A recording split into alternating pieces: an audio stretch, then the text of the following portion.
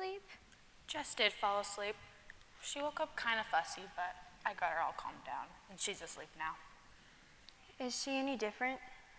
Seems the same to me, though you figure she must be somewhat better after bathing for 6 weeks in the Kirin waters of Eureka Springs.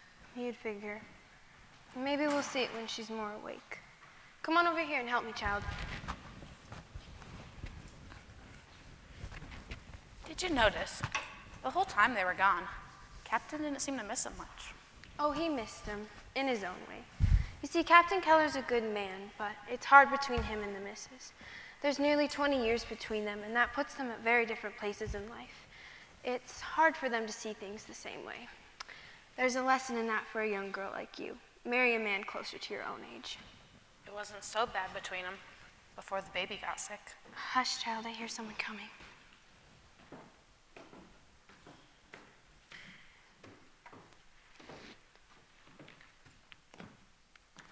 It's good to have you back, Mrs. Keller. We sure did miss you and little baby Helen. Baby Helen woke up kind of fussy, but I got her all calmed down. She's asleep now. Thank you. Where's Captain Keller today? He's out hunting with his friends. Where else would my husband be? Oh, yes, ma'am. Well, it sure was nice of his sister, Miss Evelyn, to go with you and baby Helen to them special springs. I appreciated her presence greatly. She'll be coming over today and staying for dinner. I expect her shortly. And it was Kirin waters you took baby Helen to, weren't it? Supposedly. Well, did it work? I mean, can she see again and hear again? No, Rose. I'm afraid she cannot. Oh, but I've been praying so much for her too. Thank you. Perhaps if you two could tend to the laundry? Oh, yes, ma'am. We'll get right to it.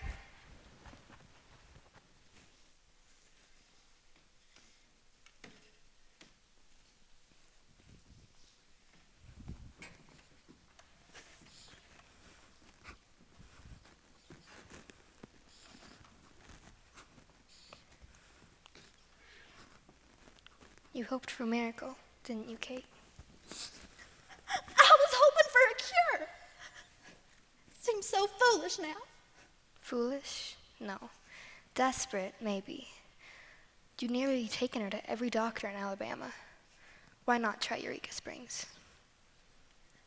Thank you for coming with me.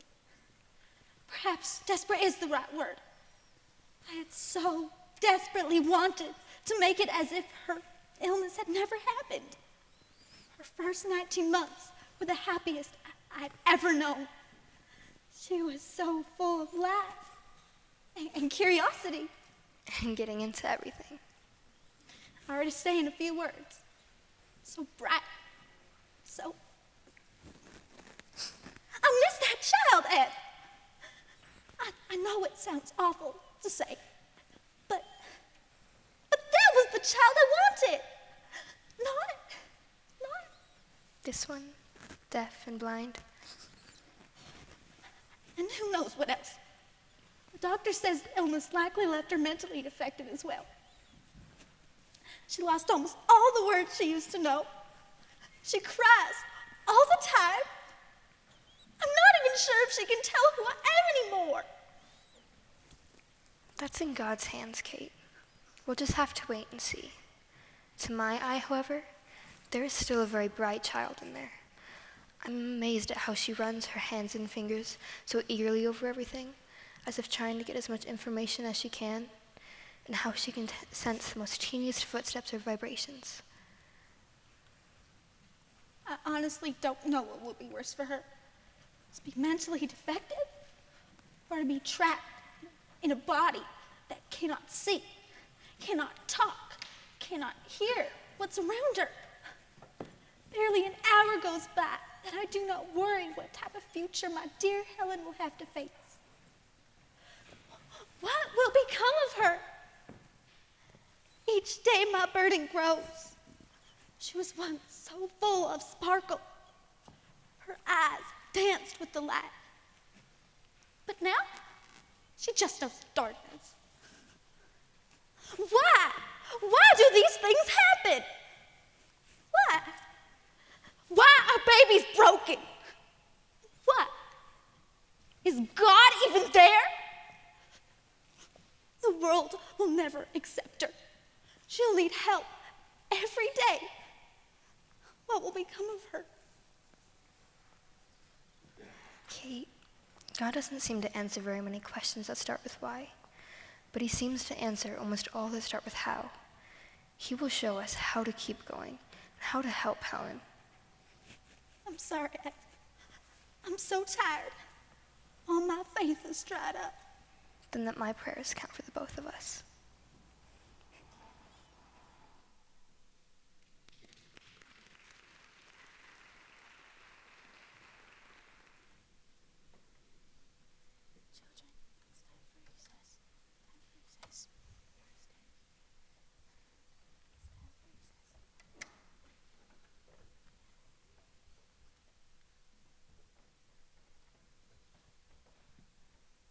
Children, this will be a 20-minute recess.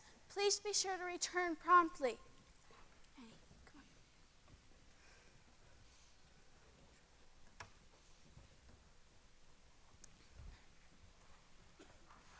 on. Annie, I ask you to stay in here every recess because it is clear to me that some of these concepts are difficult for you. What do you intend to do?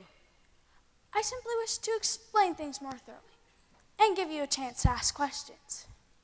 What needs to be explained?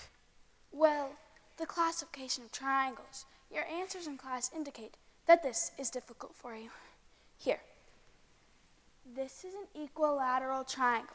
Its name implies equi, same, and lateral, side. It has 3 sides that are all the same length. And this is a right triangle, meaning that... Oh, please!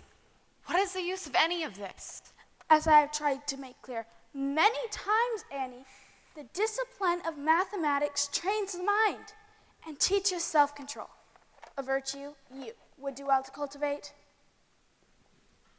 So, well, how long have you been teaching it? Several years. Why do you ask? Because it does not appear to have trained your mind. Now see here, Annie Sullivan, your attitude is one that we do not tolerate here at Perkins School for the Blind. Not only are you rude, but you rarely show any interest in learning. Frankly, I wonder if there's a time your brain is actually awake. Oh, there is a time when I get to leave this class. Well, that's exactly what you will do. Leave. Go sit on the steps outside and remain there while I go report your impertinence to Mr. Agnews. This is intolerable. Intolerable? Yeah, that's exactly what this class is. You finally got something right. Thanks.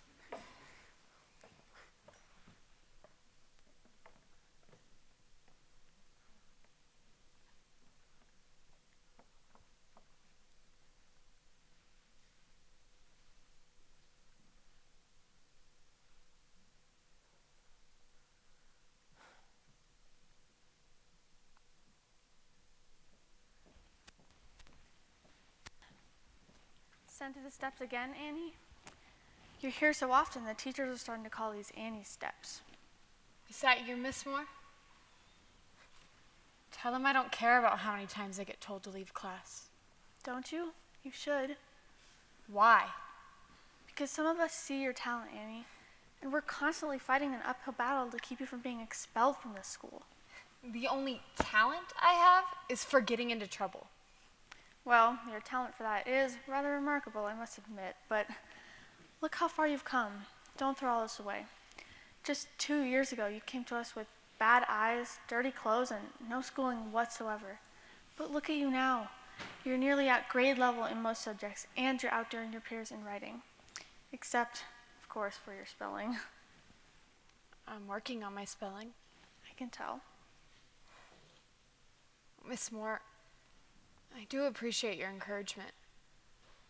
But you know, no matter how well I do here, I'm never going to fit in. All these children have families, and families with money. They look down on me because I'm very poor. I'm just a poor orphan Irish girl. They despise me because of where I'm from. But I thought they didn't know where you were from before you came here. They didn't know exactly. Only Mr. and Agnes and a few of you teachers know where I came from. From Tewksbury. I couldn't tell the others that. It's already very bad they know that I'm poor. If they also knew I had to grow up in an insane asylum. Tewksbury is not just for the insane. It's also for the crippled, the destitute, the orphans. Or like me, all three. Yes, but look how fortunate you were to be in a city like Boston, a place which acts on compassion and builds institutions like Tewksbury. Tewksbury is a hellhole. I'm sure it has its share of problems, all such institutions do, but gratitude is still the most appropriate response to charity, Annie. Have you ever been there? Well, no, but I've been by it. It's a fine-looking place. Have you ever been on the inside? No, but Have you ever spent even one night in Tewksbury? Annie, One night with rats crawling under your cot? One night with the stench of the corpses in the dead room next door? One night holding your little baby brother just before consumption takes him to be among those corpses? One night being fed rancid food with maggots? One night where crazy, dirty men try to grab and hold you? One night. No, you've not even stepped inside. Well, I spent 6 years of nights there, and I say that it's a hellhole. And never come to me again with the words gratitude and charity in the same breath as the word Tewksbury ever again. oh my, afraid that didn't go very well. Expelled from class again? That makes 3 times this week. I'm just not sure how much longer. Please be patient with her, Mr. and Agnes. I realize that she is very impertinent and full of temper, but look how far she's come in just 2 years. I understand that. But as the director of this institution, it is my job to ensure we maintain order and decorum. We have become the premier school for the blind in Massachusetts, a model for the entire nation. Now think if this outburst would have occurred while I was bringing the governor on a tour. Are you thinking of forcing Annie to leave Perkins? Where would she go? Back to Tewksbury? I do not want Annie to leave. She has more spark and wit and intelligence than all the other students combined. But it will be 4 more years before she has met her graduation requirements. And Miss Moore, I simply cannot have 4 years of screaming outbursts in the courtyard and 3 classroom expulsions a week. It will get better. It has to. Keep working with her, will you? She listens to you and respects what you have to say. Most of the time, that is.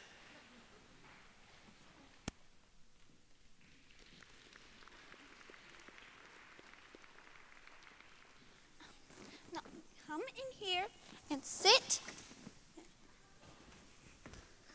Here. You go play with your dolls.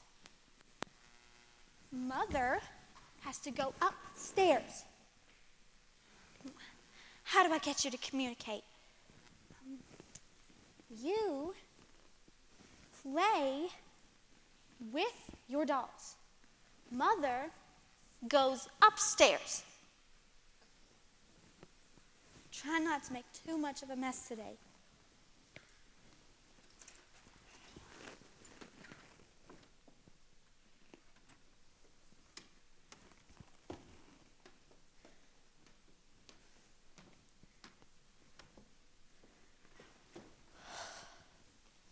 At last, a few moments of peace. Lord, please help me to get through this birthday party today. And please keep Helen from making any outbursts. And please, please, please keep my mother from making any of her nasty scenes. Do you even hear any of this, Lord?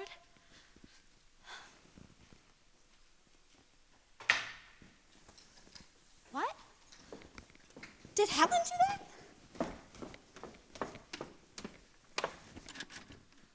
And it's locked.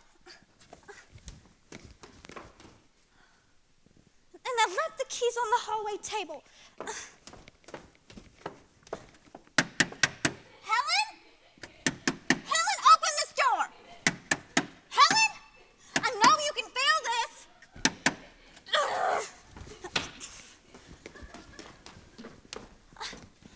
Arthur! Arthur, come here! Helen has locked me into the bedroom.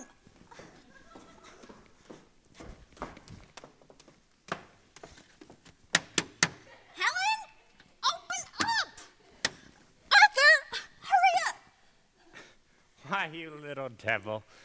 You locked your mother in, didn't you? And look at you all dressed up in your pretty party dress. Here, give me that key.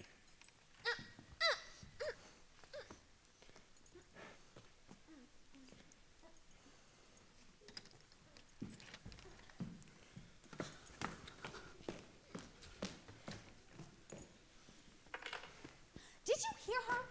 She was laughing. She did that on purpose, Arthur. She just likes the vibrations, Kate. She can't hear you screaming. She can't see the anger on your face. She has no idea that what she did was upsetting to you. That's not true. I saw it on her face.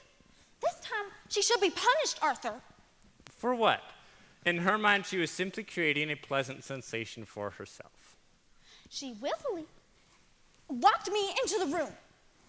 She knows that she would not like to be locked into a bedroom. She can be made to understand that it upset me and that it was wrong. You do not know that with any certainty. Even Yankees will not punish a man for a crime he cannot understand. But you will not even let me try to get her to understand, will you? No, Kay, I won't. It will only create confusion. Helen's world is painful and confused enough without us adding to it with misguided attempts at punishment. Misguided. Listen to what you are saying. You are saying that she has no hope. No hope for the future. No hope for even being civilized.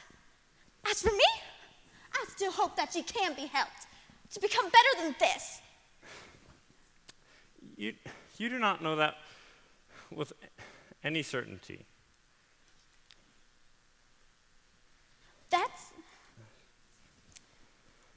What I can see is that my words are given no weight in your decision making.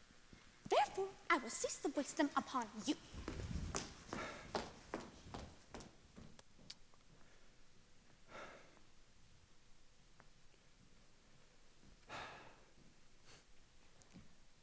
Oh, Helen, there's no sneaking up on you, is there? Well, I believe I won't be speaking with your mother for a while. Last time it was nearly a week before she resumed speaking to me. Well, let's see what my competitors are printing in their papers.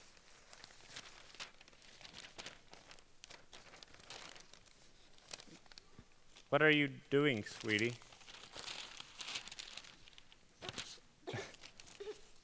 Why, you're trying to do what I'm doing. You're trying to read the newspaper. Oh, Helen. No glasses in the world could make a newspaper understandable to you. You're cut off from so much. You're trapped in dark silence behind that wall that's keeping you from the sights and the sounds. You reach out, eager fingers trying to hear and see. How I hate what you're going through. I wanted more for you. Wrapped in dark silence, you only know what you can touch. I would show you the clouds and the sunsets and the crash of ocean spray. Maybe some new miracle will come and then my world could be your world. Lovely music, rising sun. Who am I kidding? We've all done what we know how to do. Is there nothing left to hope for?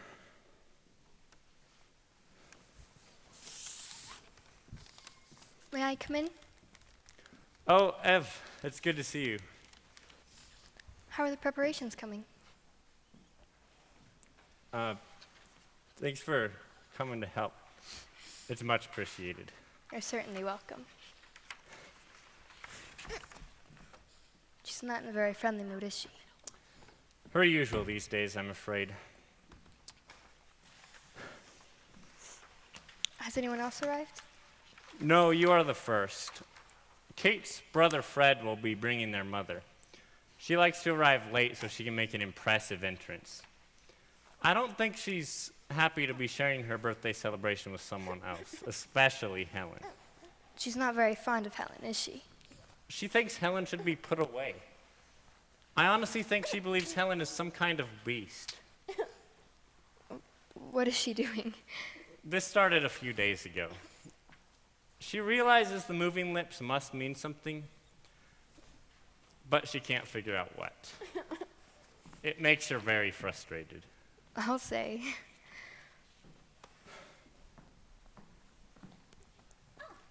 Emma, when did you get here? Just a bit ago. Oh, you must see this. I've just been reading the most amazing account. American Notes by Charles Dickens. And I came across this amazing thing. And My, what a wonderful cake.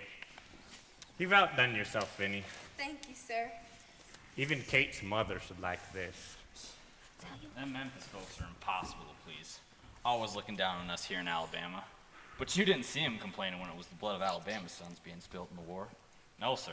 No state fought as hard or gave as much as we did. Somehow, they just seem to forget that. Don't they, sis? And few in Alabama sacrificed as much as you did, Frank. We all know that.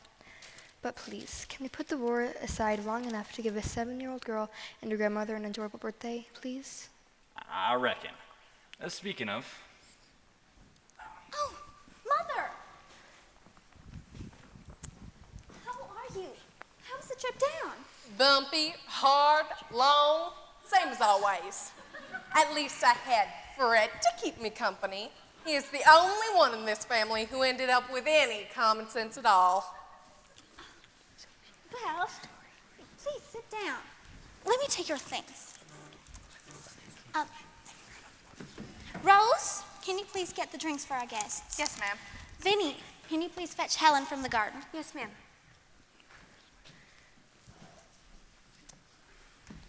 Just because she and I share the same birthday month, I don't see why I should have to share my birthday celebration with a defective halfwit. Bear up, Mother. We'll just toast your health, have some cake, and then we'll take you down to a nice hotel in Sheffield where you can have some peace. Bless you. I declare you are the only one I can count on. She refuses to come in, ma'am. Please, try harder, Vinny. Ma'am. Please, Vinny, just get her in here. Yes, ma'am.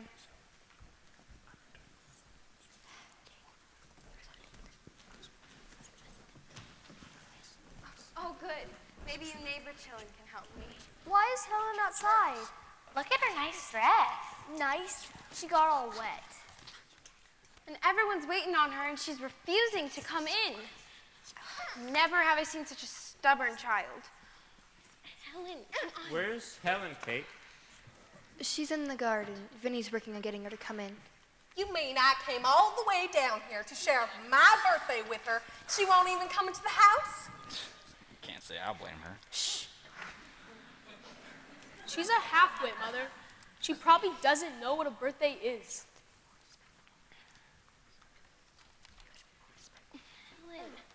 Careful, you might hurt her. Hurt her? It's my back that's getting hurt. And unless one of you is going to help me, none of you will have much of a birthday party to come to today. Now come on, Helen.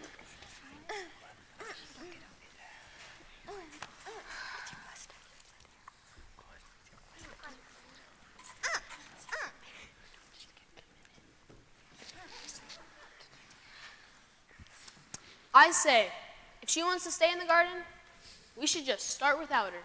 I would hope so. Kate, I'm weary from my journey. Please begin. Yes, Mother. Very well. Arthur, would you please do the toasts? I suppose we should wait for Helen, but she can't hear anyway.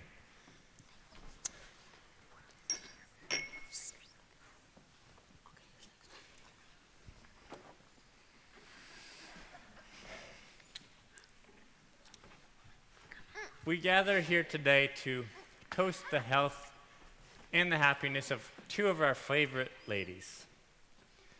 First to Mrs. Adams. May this coming year bring you as many joys and delights as you bring into ours. Hear, hear. Now I can drink to that. And now to little Helen, who will be here soon. To Helen, God's special gift to us and our family. May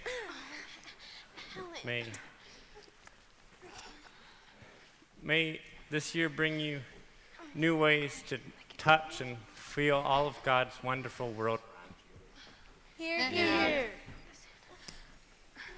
Are you sure we should be doing this? Well, they want her in that party, so they're going to get her in that party. This'll be good.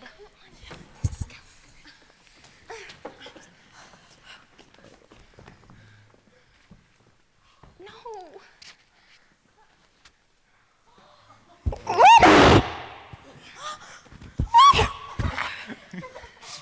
Kate!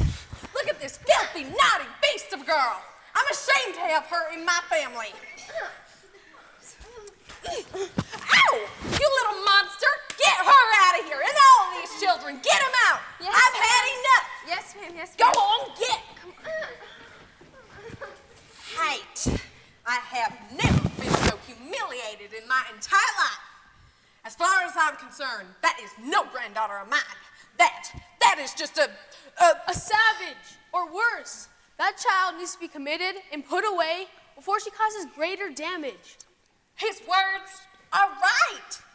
This visit's over. My party is a mess. There must be some place where she can go. Helen's an impossible case. She's more than any home could bear. You are as blind as she is. You know it's because we care that we say to be careful. You can't tame that child. You must face the facts. There is no hope. There is no magical cure. Mark my words. One day, you will seriously regret not committing her to an institution where people like her belong. I have bit my tongue and tried to be civil, but can no longer contain myself. You roll in from Tennessee and watch this child for 5 minutes, and suddenly you know exactly what should be done with her. Well, let me tell you, Fred Adams, that I have spent hours with this child, and I know for a fact that she has far more sense and intelligence in her than you will ever have. If only we can find a way to reach her mind. The only mind she has is that of a beast. You may keep her in your house if you like, Kate, but that child is never to be brought to my home in Memphis. Is that quite clear? Yes, Mother. Good. Come on, Fred, we're leaving. Yes, Mother. Goodbye. Good riddance. There now, woman. What are you crying for? Heck, that was the finest entertainment I've had in years. What your darling Helen did to them pompous Memphis folks is what everyone else in the room wanted to do. They just didn't have the courage, including me. I'm forever in her debt, and I'll cherish my grave beside of prissy Fred Adams with frosting up his nose. That was a special moment, wasn't it?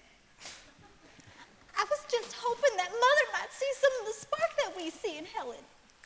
Oh, she saw plenty of spark, all right. Kate, give my plainness of speech. The opinions of your mother are worse than worthless. They are a poisonous source of grief, and the more you dwell on them, the more they will sicken your very soul. Amen. I appreciate your words, even yours, Frank. But my mother and brother did touch on one truth, that unless we get help for Helen, she's just gonna stay as she is. What if she's like this when she's in her teens? And where do you propose we find more help? We've already been to every eye and ear doctor in Alabama. No school will take such a child. One, Matt. What do you mean? I started to tell you as, before the party.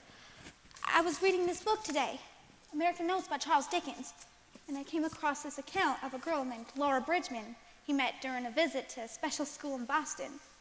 She had been deprived of sight, hearing, and smell, but they had developed a method to teach her. Listen to this description of her. Her face was radiant with intelligence and pleasure. Her hair was braided by her own hands. Her dress, which was a pattern of neatness and simplicity, was arranged by herself. The work she had knitted lay beside her. Her writing book was on the desk she leaned upon. Her writing book. From this mournful ruin of such bereavement, there had slowly risen up a tender, guileless, grateful-hearted being. Can you imagine if we could one day say that about Helen? How did they do it? It doesn't say how. It just says that Dr. Samuel Girdley Howe had developed a method to teach her. Maybe he can come and help Helen. No, we don't need no Yankee doctor coming in and telling us what to do. We do if that Yankee doctor knows a way that could help Helen. What was the name of this school? Perkins School for the Blind. If that is the book I'm thinking of, Kate, may I see the book?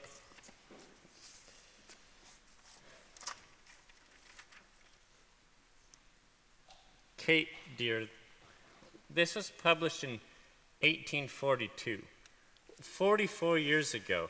I remember this Dr. Howe. He was quite famous in his time. Honey, I also remember reading his obituary. He's been dead for at least 10 years. Well, he must have taught someone else his methods before he died. Blind deaf children are so exceedingly rare, I doubt he would train teachers for children they would most likely never meet. Well, he must have written his methods down. Maybe they can learn from these writings and come down here and help Helen. Come from Boston to Tuscumbia, Alabama? It seems like such a slim hope. But we must still grasp it if we can. Arthur, if you do not write a letter to that school, I will. But I do believe it will be better received coming from you. I will write it, Kate. There's really no harm in trying. I still hate the idea of asking a Yankee for anything. And you have a better idea? Well, no. Tell you one thing, though. If Helen ever does learn to talk, I gotta be sure to tell her she made this one of the best birthday parties I've ever been to. I best be leaving before it gets too dark, though. Good night, y'all. Good night. I'll help you get your horse, Frank. Well, what do you think of those plans? I think you finding that book was no accident. What do you mean? God has a special purpose in this life for every child, even those with defects. And I believe that God has more for Helen than what she has now. We must keep praying and pursuing every lead he places before us. All I want is, I don't want any if onlys. If onlys? When Helen is grown, I don't want to have to look at her and say, if only we had tried, or whatever. I will pursue any lead, whether God puts it in front of me or I stumble upon it myself. I don't care if that lead is 44 years old or 1,500 miles away. If it might help Helen, I will do it. I know you will. Thank you. I'm glad you live so close by. I need somebody to help me keep believing. We all do.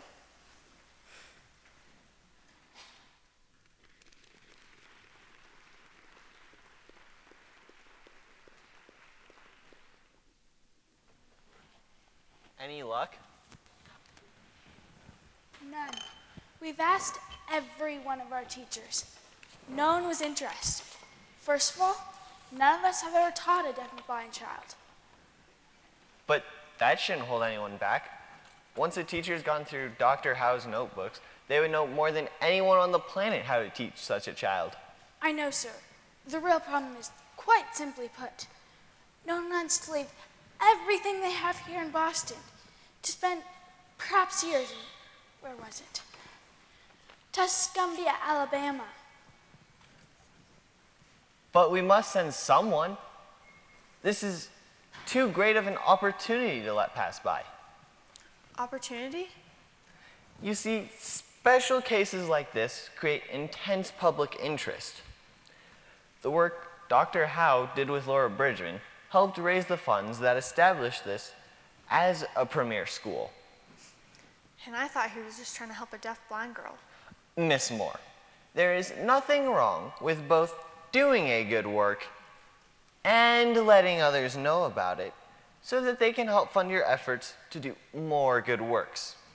I see.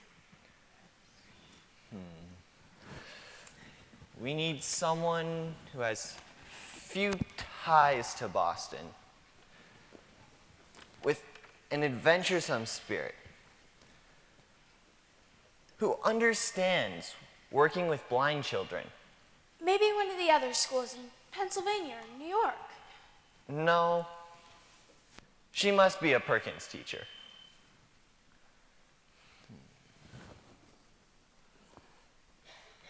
Annie. Annie?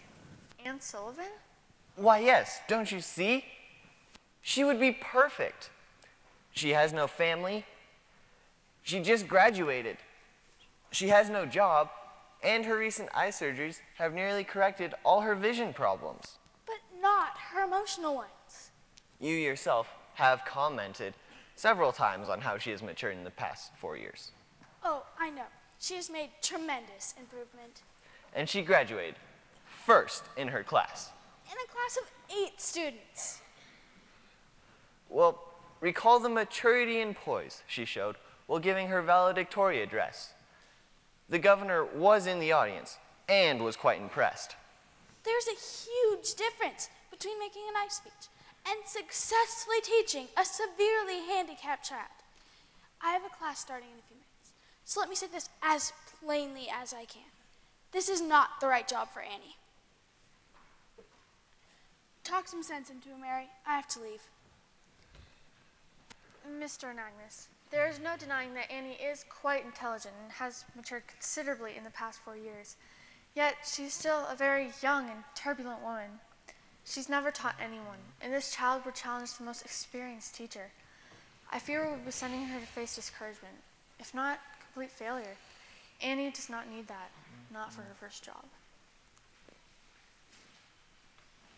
Perhaps we should let her decide that for herself.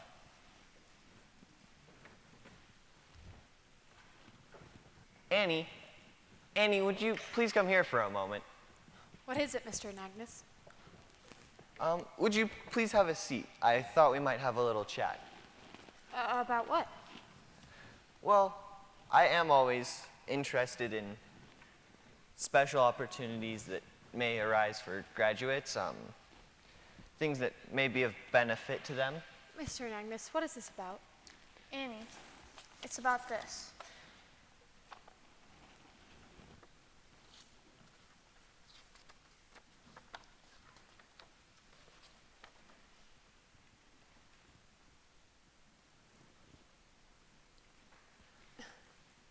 Someone is looking for a teacher for a deaf blind girl in Alabama? Sir, were you thinking that I should apply for this job? Not apply. Be sent as an official Perkins teacher. You would receive the wages and board offered by Mr. Keller, plus the full support of any and all resources our school could provide. Be a Perkins teacher? Sir, I don't know what to say. Say yes, Annie. You are perfect for this job. You're intelligent, full of youthful energy. You mean my temper? No, I mean your drive, your persistence.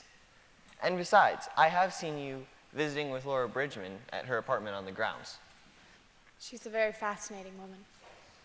Have you learned the fingerspelling alphabet she uses to communicate with? Yes. We often spell into each other's hands. Don't you think you could teach that to someone else? To this deaf-blind girl? Mr. Anagnos, Annie, it is not that simple. Not at all. I've read Dr. Howe's notes. You see, the great challenge was not getting Annie to understand letters. It was getting her to understand the basic concept of words. What do you mean? We take for granted the idea of words, that every object, every motion, has a separate name for itself. a label or a tool that we can use for communication. That whole idea was foreign to Laura, and it will be to this girl in Alabama. In which case, she would never be able to understand the concept of words. Nearly so. What can you learn without language? In which case, I will have wasted perhaps a year of my life. Don't think of it as wasted. Rather think, Yet, if she is capable of learning, and no one goes to teach her, it is her entire life that will be wasted. A life locked out of all the doors that only language can open. yes, well? Annie, you do not have to decide right now. Take your time and think it over. I appreciate your concern, but I know I couldn't walk away from this. I accept your offer, Mr. Anagnos. Splendid. Miss Moore, you are obviously quite familiar with Dr. Howe's methods. How many weeks will it take to teach them to Annie? I need to give Mr. Keller an estimate of when she might arrive. Not weeks, sir. Months. It took Dr. Howe a long time to get that idea across to Laura, and Laura is quite intelligent.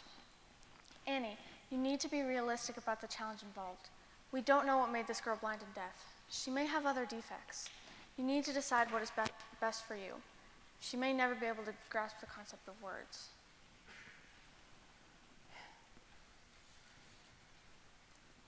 Maybe someone can teach me from the notebooks.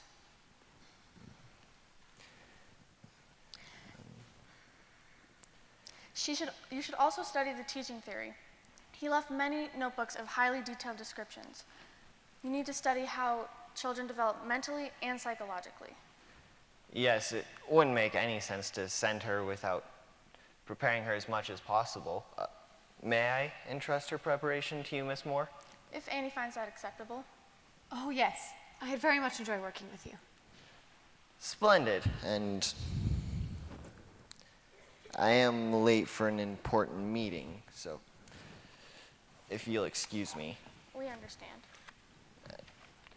Please give me frequent updates on Annie's progress, won't you? Yes, sir.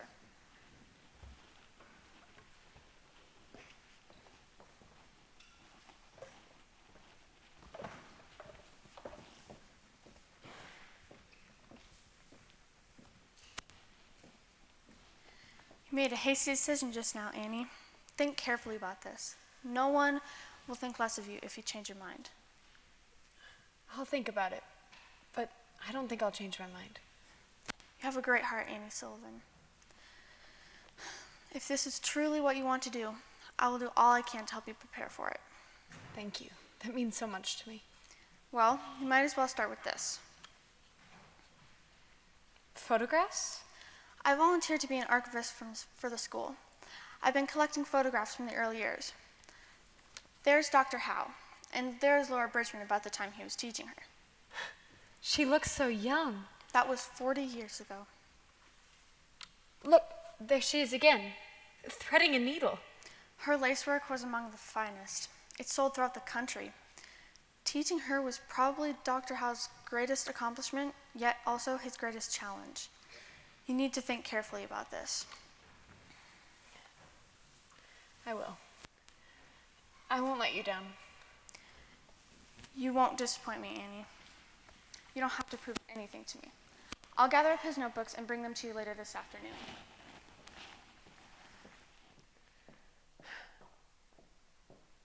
Is this really an opportunity for me? I feel like I'm reaching for the moon. She's deaf and she's blind, but she can think. Can I help her cope? Dr. Howe learned what to do. Can I? I mean, can I really do this? I'll try to do this. That's my decision.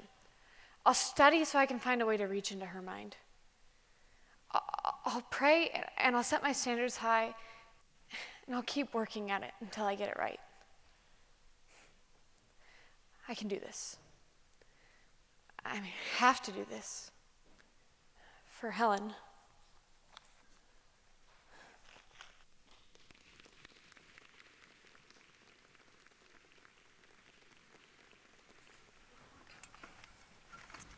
There you are. Well, why are you doing that? These sheets were made just fine yesterday, and nobody slept in them. I know that. But Miss Keller, she insisted I come up here and make sure everything's just right for the teacher who's coming. Is she coming today? Well, nobody knows for sure. Captain got a telegram a couple days ago saying she was on her way, but nobody knows which train she's on or when she'll get here. Well, this room's neat as a pin. Can you help me tidy up downstairs? Sure, child. I heard him describing the new teacher. Well? She's a Yankee girl, not 20 or 21, and is once blind herself, but got her eyes fixed. Captain said he was expecting someone a little older, and his brother... Mr. Frank Keller can't abide nobody from the north. Well, with what happened to him, can you blame him? Guess not. But what about Miss Keller? What'd she have to say? Oh, nothing much. She just kept all quiet, like pondering things. She worries an awful lot about that, Helen. Wouldn't you? Speaking of, where is that child anyways? She has such a knack for running off and getting into things. Oh, she's just staying in the garden waiting. She knows something's about to happen. Sure is a wonder what that child can figure out with nothing to guide her but her smelling and feeling. I think I hear horses. We better go check the kitchen window.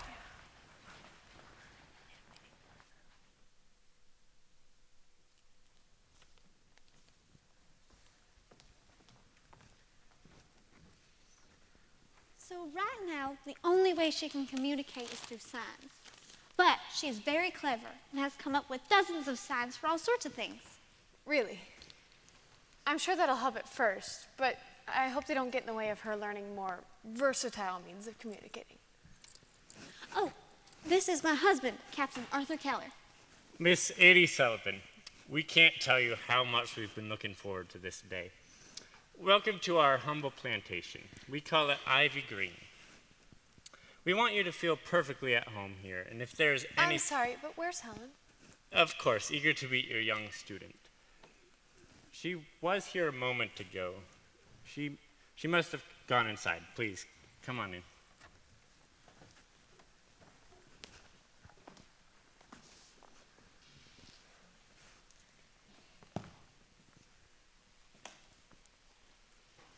Oh, is this Helen? This is Helen.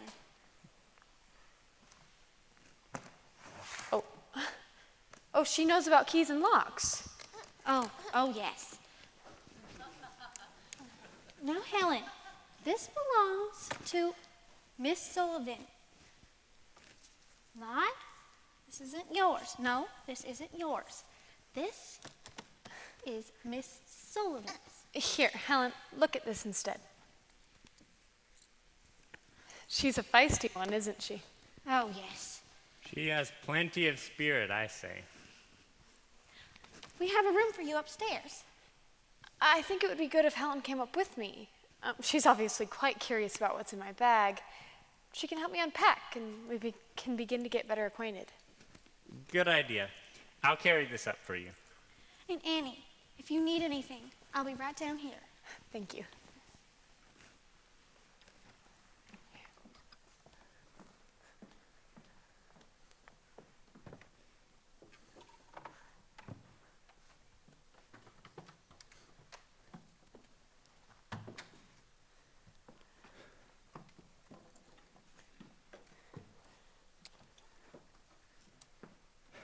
Here you are. Best view in the house. Just let us know if you need anything. Thank you.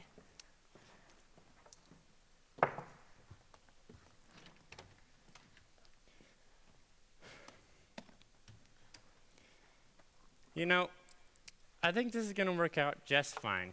Just fine indeed. Well, Helen, this is for you. A gift from the blind girls at Perkins. I guess I can use it to start teaching you about finger spelling. Here.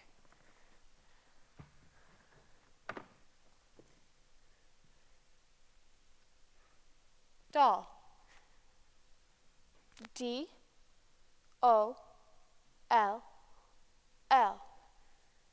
Doll. D-O-L-L.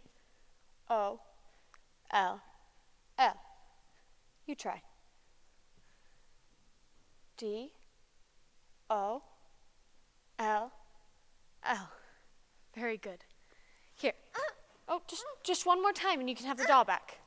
Here, one more time. Helen.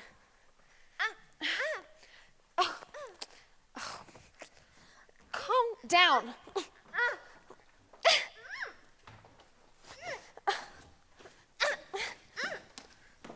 Oh, my. It's not as bad as it looks. Really.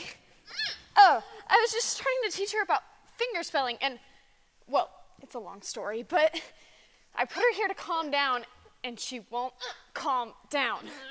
But I'm not going to give in. Well, neither will she. Well, Maybe neither of you have to give in. A diversion often works well. Let me get you something that I know will get her attention. Is it something that has a short name? Cake? Perfect.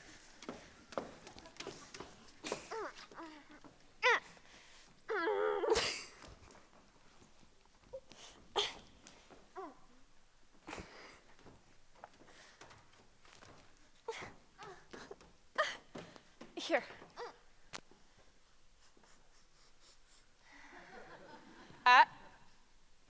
First you do the finger spelling. C, A, K, E. You try.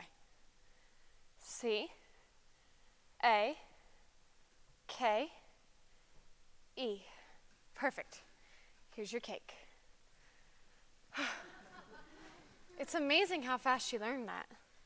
But you don't think she actually knows what the finger spelling means, do you? Oh no. To her, it's just an amusing little finger game. But she quickly grasped what I wanted and easily imitated the movements. There's a lot of intelligence in that girl. That's hopeful. Very hopeful. You think so? Absolutely. Here, look, she's done with her cake. Let's try again with the doll. And one of these days, we'll have to teach you proper table manners. Here. First, you spell. D, O, L. One more L. Here, I'll do it. L. Perfect. Here's your doll.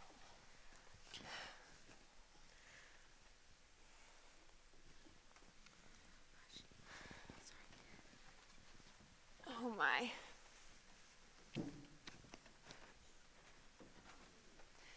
I never thought my first meeting with Helen would include a wrestling match. That's our Helen. She's nothing like Laura Bridgman. You know Laura Bridgman? Yeah. She's in her 50s now and lives on the grounds. But she was a gentle, timid girl. Well, that's not our Helen. Have you worked much with children who are stubborn and have fierce tempers? No. But I was one. And I'm hoping that with me, Helen will have more than met her match. I'm hoping. Me too.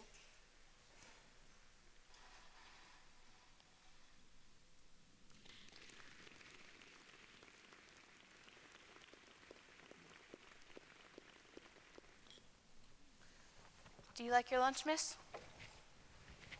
The food is excellent. I can't quite say the same for the company. Ma'am? Has Helen never learned how to use a fork or spoon? No, ma'am. Captain feels that finger eating is safer than putting a fork in her hand and letting her have a food that she can't see. And what about the use of a napkin around her neck?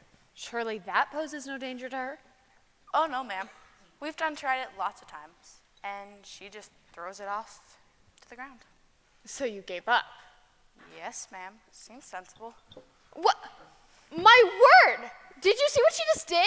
Yes, ma'am. She likes to do that. Figure what other people have left is better than what she has. Those hands were just in her mouth. That's barbaric. Ma'am? Do you never have company over? Not usually. I can see why. Mostly just people like Miss Ev who are used to Helen's ways. Well, you'll have to excuse me. I seem to have lost my appetite. Seems like Helen's about done too.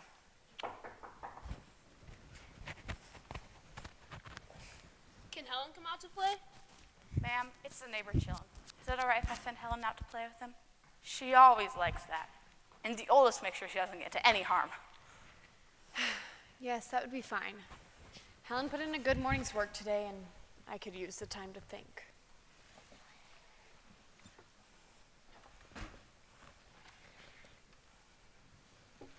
Let's go show her those flowers that just started blooming. She'll love the smell. But I want to play jacks.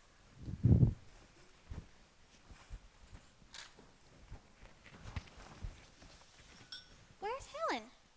Oh, she's outside, playing. She put in a long morning's work today. Really? So it's going well? Fairly well, noting this is only my third day with her. I wanted to show you these. Helen strung these this morning. I set up a pattern for her. 2 glass beads and then a wooden one and so on. She quickly grasped the concept and easily filled these up. On this one string, it was too thin, so the bead kept slipping through. So she looped it around and tied a knot around it. She's very clever. Helen did this? Yes, and these sewing cards as well. Look how even her stitches are. Wow, that's remarkable. Really, Mrs. Keller, Helen is capable of much more than what you've asked of her. I've made a few notes. Well, what he didn't know was that Sam had swapped the horses. So he just mounts the horse that is in her stall without taking hardly a second glance at her. My, but he was sitting so tall and feeling so grand as he rode her onto the fairgrounds. Seems he was the only one who didn't notice she was as sway-backed as a hammock and had so few teeth her tongue just slid right out the front of her mouth. Arthur? Oh, I'm sorry, I didn't see you two over there. How are you, Miss Sullivan? Quite well, thank you. Arthur, Annie was just telling me what progress Helen has made in just a few days. Annie, please continue. Well, I was just saying, I think Helen is capable of much more than what you guys are requiring. Take, for instance, the area of table manners. Right now, Helen is allowed to eat like a, well, in a manner quite unbecoming of a lady. Really, she grasps concepts quickly and has excellent finger control. She can and should be taught decent table manners. So you're the girl from Boston then, ain't you? Oh, I'm sorry, Frank. This is that special teacher who came to help Helen. Her name's Annie Sullivan. Miss Sullivan, this is my brother, Frank Keller. I'm the teacher from Boston, yes. We don't need no Yankee teachers coming and teaching us about manners. As if you had any sense of manners or breeding. It's a fact that no well-bred Southern woman would stoop to take such a job as a teacher. And that must be why the Kellers had to send all the way to Boston to find someone qualified to help Helen. Well, you're not in Boston anymore. And here in Alabama, women still treat our men with respect. And that's something you better get used to doing. Frank. There's just one thing you ought to know. If you're to teach Helen, then there's only one thing I want to know. What are you going to teach her about the War of Northern Aggression? You mean the Civil War? I mean... Frank, please. That's enough. Annie's just here to teach Helen how to communicate. Maybe even how to read and write. This isn't about the war. She's not here to teach history. And supposing Helen does learn to communicate, isn't she going to be given lessons in all subjects then? Well, I suppose. I haven't thought that far ahead yet. Well, maybe you should. Arthur, as an honorable Southern man, is it not your duty to find out if she'll be teaching Yankee lies to your daughter? Miss Sullivan, should the day come that you'd be teaching history to Helen, I must ask you to tell us what you'd be teaching her about the war between the states. The details of the war should be taught to her by you, who know them so well. I promise I'll limit myself to only the most basic of facts. That is, that the war resulted in the elimination of slavery from our land. Oh, dear. I knew it, Arthur. I knew she'd be coming here and spreading her Yankee poison. That war was never about slavery, Miss Sullivan. That war was about a peaceful Southern culture deciding to separate itself from the intolerable indifference of the North. And as a result, we were subjected to the most horrific aggression imaginable. Hundreds of thousands of our boys dead. Entire cities burned. A whole way of life destroyed. When all we wanted was the right to pursue our way as peaceful neighbors. Frank, please. That's enough. Arthur, it's not enough. Control your wife. Let me tell you one more thing, little lady. If the man who shot Lincoln were still alive today, I'd gladly pay a year's wages just to shake his hand. And I consider the day I did the finest day of my life. You're out of your mind. Look here, Miss Sullivan. If I went to the center of town and spit, I'd hit 10 true Southern boys who feel exactly the same way I do. And if you don't like that, then perhaps you've come to the wrong place. Perhaps I have. Frank Keller! This time you have gone too far. You may have stripped Helen of her one chance of help in the future. And Arthur, you did not put a stop to this. There are times when your Southern pride just turns my stomach. Why did you marry that woman, Arthur? Shut up, Frank. I went along with you in front of the women, but I will speak my mind now. For you to come into my home, question my loyalty to the South, and at the same time jeopardize my daughter's future is intolerable. I must ask that you keep a civil tongue in your head while you are in the presence of Miss Sullivan. Is that clear? Arthur, I don't know what effect living with a child like Helen may have on a man's mind. I can only assume the effect is so great that it would cause my own brother to speak such words to me. Therefore, I will honor your request, and I will forgive you. Thank you, Frank.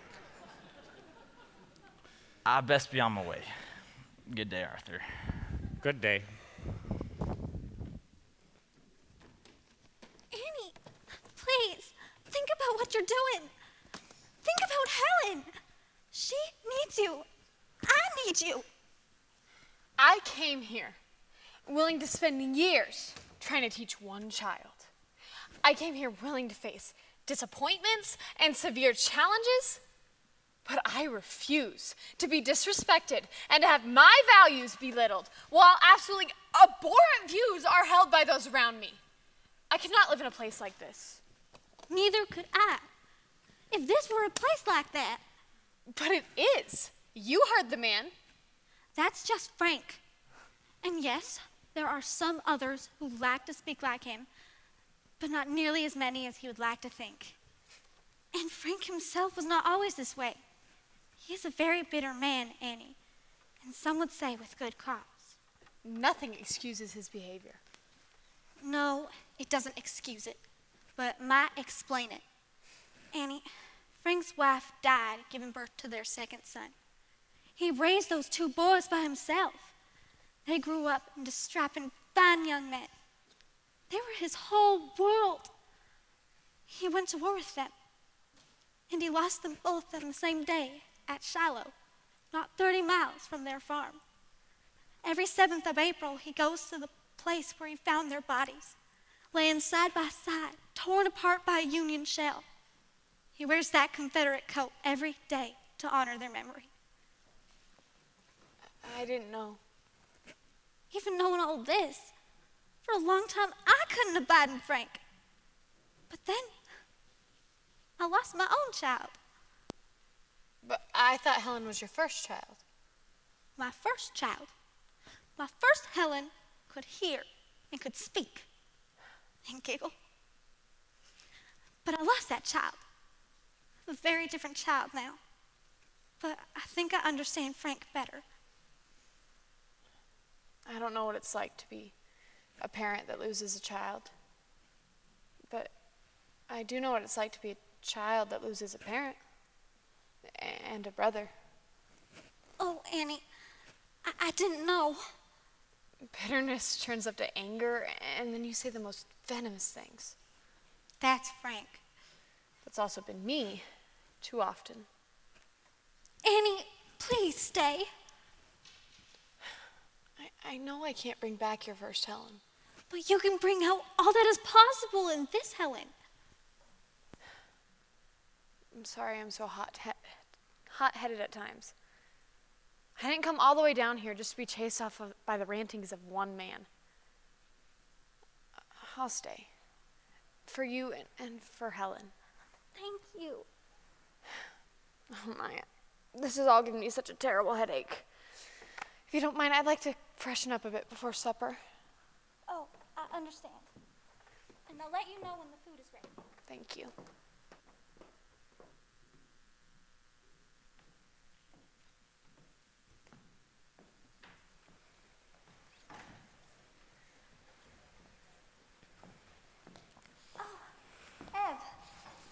did you get here? Just a bit ago.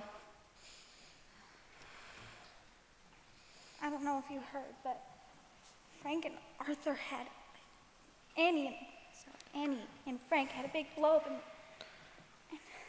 I thought she was ready to leave, but I think I soothed things over for now. Oh, good.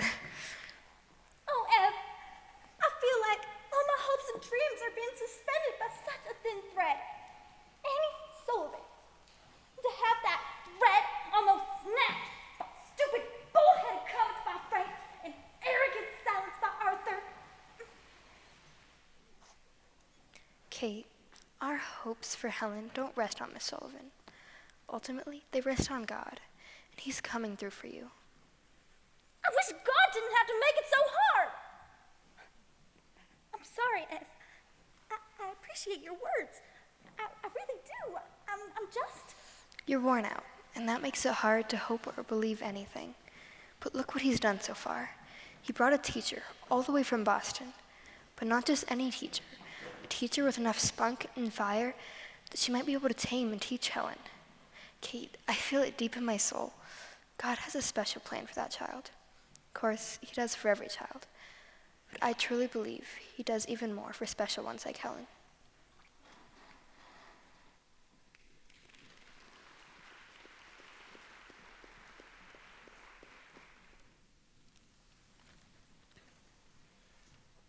Says here Mark Twain's come out with a new book called A Connecticut Yankee in King Arthur's Court. Apparently it's quite humorous. Somehow this Yankee... Not this time. Here now, what's making Helen so upset? I refuse to let her take food off my plate. Miss Sullivan, Helen is used to doing that. Poor girl. Taste is one of the few senses she has left, so we let her eat what she wants. Not off my plate. How is she supposed to ever learn anything if you... I fail to see how putting her into a temper over a piece of food improves her education, Miss Sullivan. There will be no education if she never... Arthur, I think we should let Annie try her way for a bit. All she's doing is putting Helen into a rage, Kate. How is that helping? Please, let me do this on my own. Just let me try. Arthur, we can just step outside. She's a teacher. She knows what she's doing. I suppose. But I am a father, and as a father, I know a thing or two about parenting. And purposefully aggravating and frustrating a child with defects.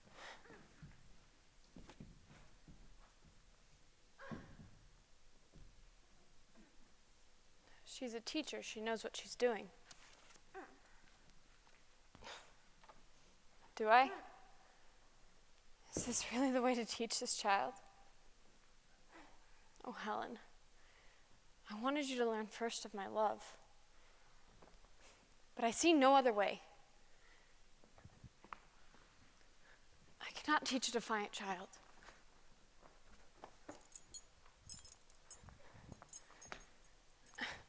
There'll be no going out until you obey.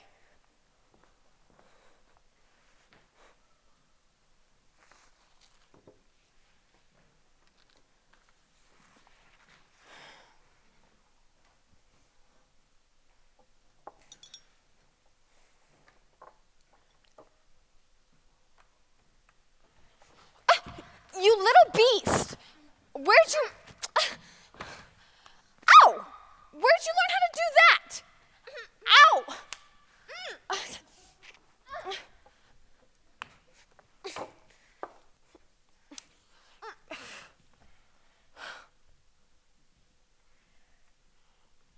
No, Helen, it's just you and me.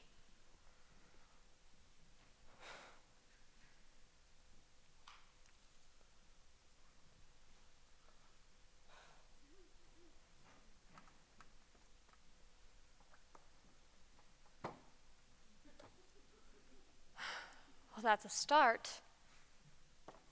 But any girl who can sew so evenly by touch can surely use a spoon. Here you are, little miss.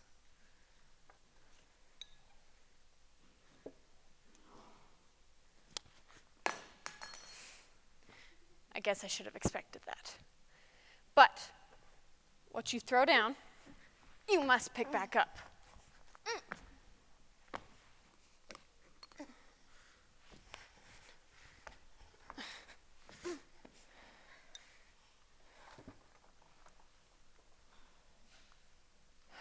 Good.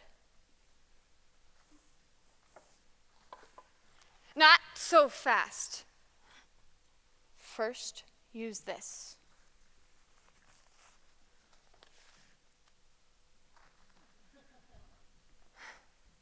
Very well. Out into the sunshine you go. I really do care about you, you know. Oh, my aching head.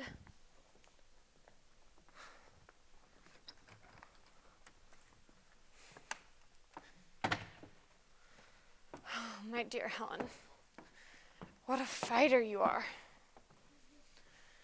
But I think you're finally learning the most important things. Obedience and love is what she needs. I wanted to teach her first of my kindness, but I see no other way. If she doesn't learn to obey me, she will never be able to be taught. I know she doesn't understand, but I'll persevere in love.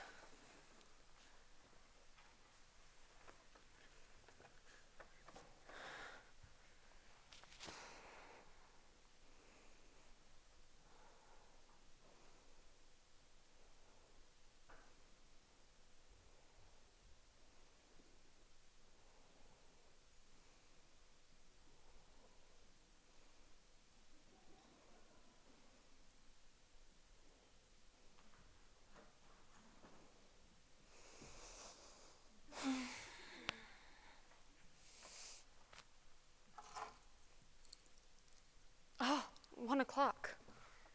Well, I expect things to go better this afternoon than they did this morning.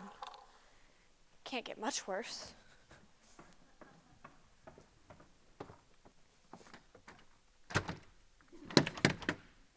The door's stuck. Is that Helen? Helen! Helen, help! The door's stuck! Wait a second. This door's not stuck. It's locked. And Helen knows how to use a key. Oh, you little beast! Oh.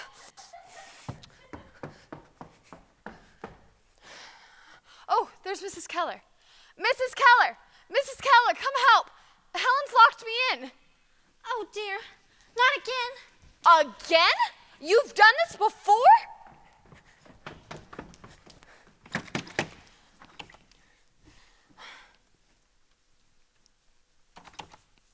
Helen, where is the key? Where is the key? Where did you do with it? Oh, great. No. What do you mean, no? Yes. Yes. No. No. Yes. Yes.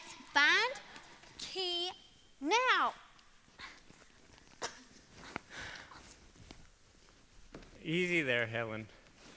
What's all the ruckus? Helen did it again. She's locked Miss Sullivan into the bedroom, but only this time I can't find the key. And I thought you said this woman knew what she was doing. Helen seems just as wild this afternoon as she was this morning, and meanwhile her teacher's hiding upstairs, getting herself locked in her room. Arthur, she can hear every word you're saying. Well, I mean every word I'm saying. Are you sure you looked everywhere for that key? Yes, everywhere I could think of. And it's not in her clothes anywhere? No, I searched them carefully. Well, I can't get the locksmith out here until tomorrow. The pins on these hinges are rusted and painted and probably rusted tight to boot. I fail to see how that girl's foolishness warrants busting down a perfectly good door. I suppose all we can do right now is fetch a ladder to her window and let her climb down. Oh, wonderful. Annie, Arthur's gonna fetch a ladder over to your window. I heard. I wasn't hiding up here, you know. Helen and I had such a long morning. I just came up to rest. Oh, I understand. Helen can be very tiring. Very.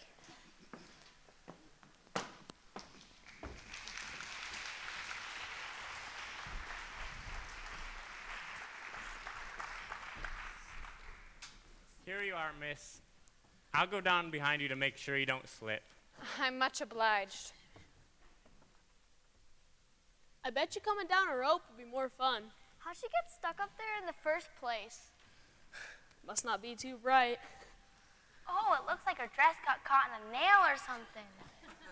Look at poor old Captain Keller doing everything he can to hold up the ladder, but now look up into her skirts. Oh my, I think it tore. Old Tom Sanders would have looked up her skirts sure as fit. Now you shush. You shouldn't be talking about such things. Here she comes. Thank you again. If you don't mind, I'd like to take a few moments out here to collect myself. Of course. Good day, Miss Sullivan. Children, I'd appreciate some time to myself. Don't worry, we were just leaving. We didn't see nothing. Shh.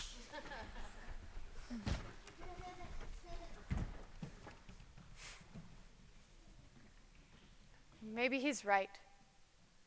Maybe I don't know what I'm doing.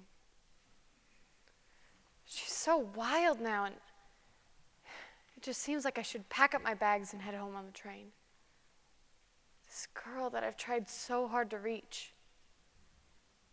I know in my heart that I've given everything I can.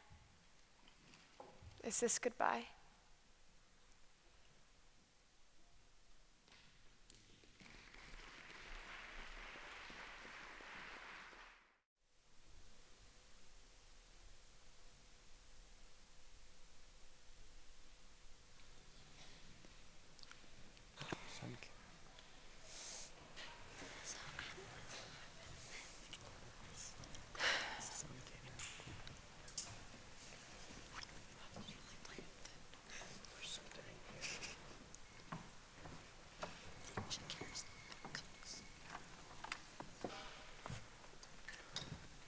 Well, good morning, Miss Sullivan. You're up earlier than usual.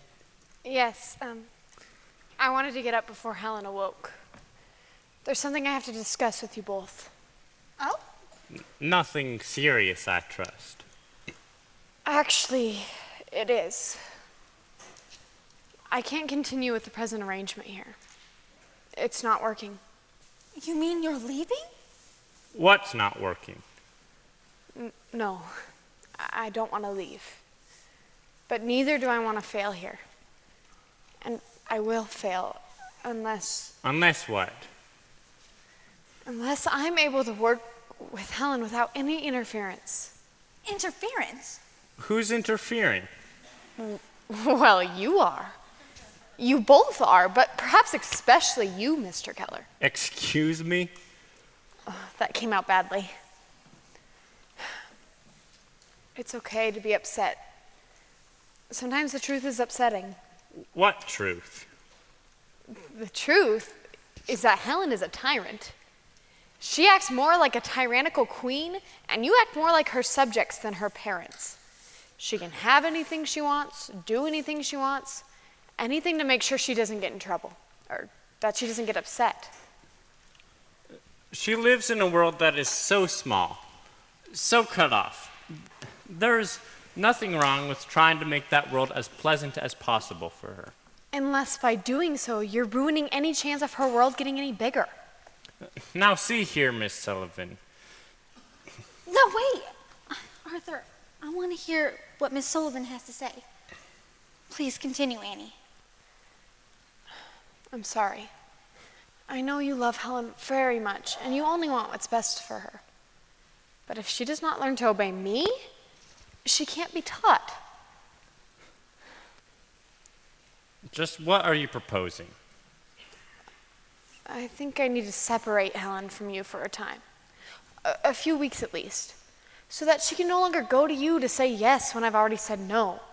So that she doesn't fight against every command I give. She learns it's best to just obey. Separate her from us? Where would you take her? I'm not really sure. Perhaps a place in town could be rented for a few months. That is out of the question. It would be neither right nor reasonable for us to hand our daughter over to live in town with someone we've only known for a week. I see. Well, in that case... Arthur. Kate, do you think she's right about this? She is certainly right about Helen being a tyrant. Whether her plan is best, I don't know. But I do know that if we don't make some kind of change, Helen will just stay as she is. But to move her to town? Kate, how do we even know what she was doing to Helen? Meaning no disrespect, Miss Sullivan, but surely you must see the enormity of what you are asking. I'll tell you what I can agree to. You and Helen can move into our guest house in the garden. No. Now there's an idea. There you can have her all to yourself, but I and Kate could look through the window to monitor what has happened. As her parents, that is our responsibility. I appreciate the idea, but we'd still be too close. Helen could just run back into the main house. This is impossible. Kate, now see here, Miss Sullivan. I have tried to be... Wait. There's a way we can make it so Helen doesn't realize she's on her own yard. How? Take Helen in a long ride in the buggy first, and then pull up to the guest house from the back. She won't even realize she's back on our property. She'll think she's far away, even though she's not. Yes, I think that's a great idea. It's at least worth a try. I still don't see what's wrong with teaching her right here in her own house, in room she's familiar with, and... Arthur. Thank you, Mr. Kettler. I'll go pack my things, and I'll try to communicate to Helen that she'll be going on a trip today. Thank you, Arthur. I still don't like it. I tell you, I'm going to be keeping a close eye on that woman. It is one thing to come here and teach our daughter. It's truly another to say we're teaching her, raising her all wrong. I know you were listening to the whole thing, Vinny. Now, ma'am. So you might as well tell me your opinion. What do you think of those plans? Well, I don't know whether Miss Sullivan is right or wrong, but I do know one thing. I would not like to be Miss Sullivan once Miss Helen figures out she's not going home tonight. I believe you're right about that, Vinny.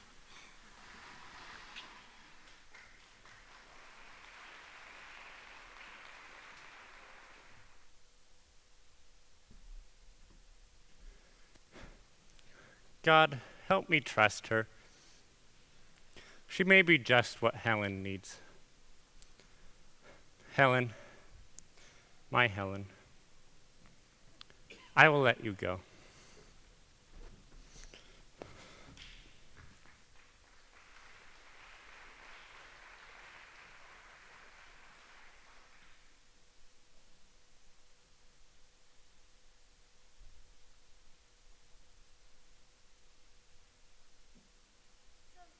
Show you around the guest house while Arthur is taking Helen around in the buggy. Look at this place. I can't believe what you girls have done to it in just one day. Thank you, ma'am. It was mostly just real dusty. This was our honeymoon cottage. That was a happy time. Seems so very long ago. Ain't gonna be no honeymoon for Miss Annie. I believe you're right, Rose. But I didn't come here for a honeymoon, you know. Well, it's only 2 rooms. Helen can sleep in here. In the next room, there's a stove and a little kitchen. And we put up a cot in there for you, Miss Sullivan. I'm sorry, it was all we had. I'm sure it'll be fine. So Helen is bringing a suitcase with her clothes. So you let me know if you need anything. Thank you. Oh, here they are now. Here we are, little one. We've had our supper, gone for a nice ride, and this is where you'll be spending the night.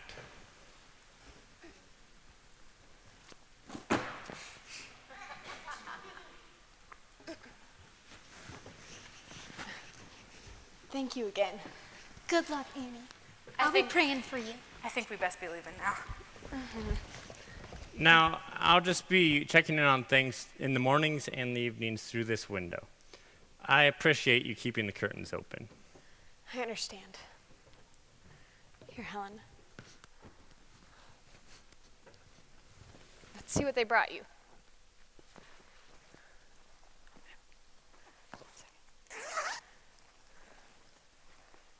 Oh, some dolls for you to play with?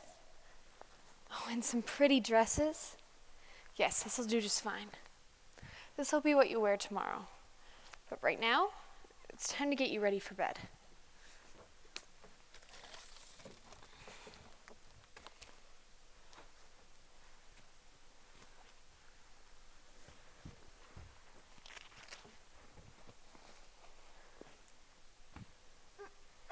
Oh, come on, Helen. You have to make everything so difficult. Just put it on.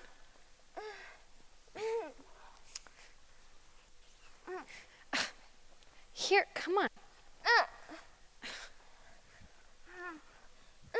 Here.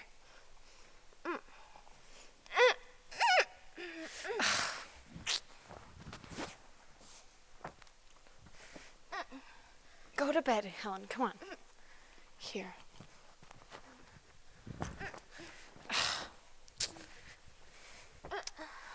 Come on. Lay down.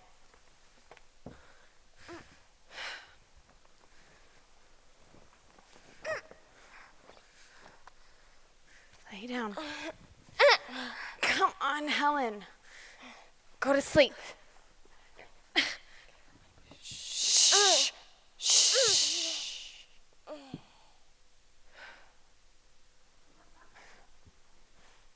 Finally.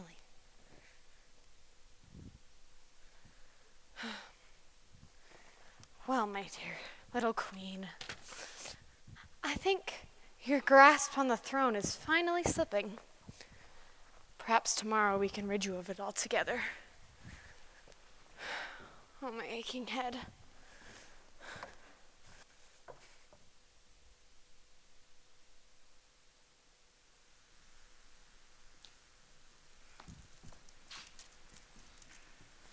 Oh, good morning, Ev.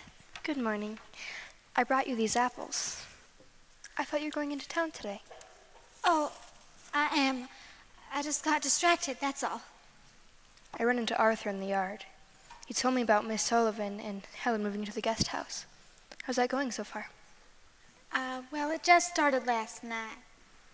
But the guest house is still standing, so I guess that's a good sign. I'm surprised Arthur agreed to it. Well, he's not happy about it. He says he'll be checking up on her through the window. Of course, who knows what he'll do when he sees something he doesn't like. I guess that's why I haven't gone to town yet. I'm just worried that he and Annie will have a big blow-up and we could lose her. He cares so much about Helen. But he expresses it by spoiling her. I'll tell you what. Right, you're going. Why don't you let me sit here today and work on that big quilt you've been working on? And I can keep an eye on Arthur and Miss Sullivan. Would you? Seems like a terrible thing to say, but I believe he listens to you more than he does to me. Men are proud creatures, Kate, and most of them would rather take advice from a big sister than from a wife. It's just the way they're built. Now off with you. Miss Bartlett is heading into town too, and I happen to know she has an eye on that same fabric you've been wanting. Oh, very well. Oh, the quilting material's in the bag by the sofa. I know. I saw you working on it the other day. You're an angel. Well, I don't know about that.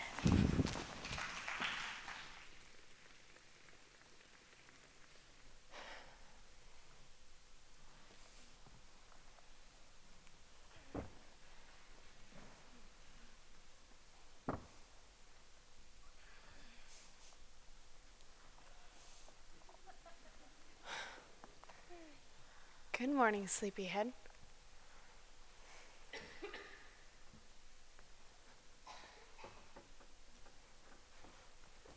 No, it's still just you and me in the little house. I know you miss your mother, and I wish this weren't necessary. Oh!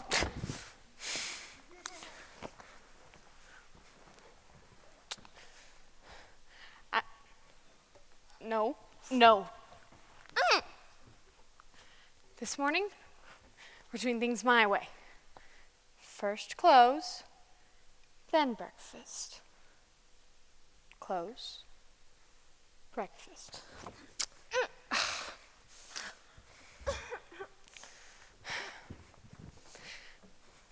This morning, it's your stubbornness against my stubbornness, and my stubbornness will win.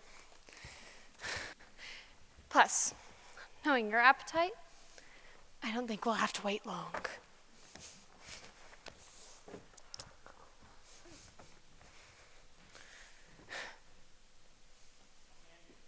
See to those chickens from Tom Sanders yesterday.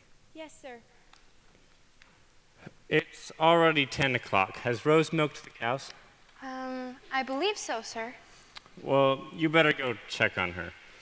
Yesterday it was afternoon before they got milked, and that'll ruin them. Yes, sir. I'm going to go check on that Miss Sullivan.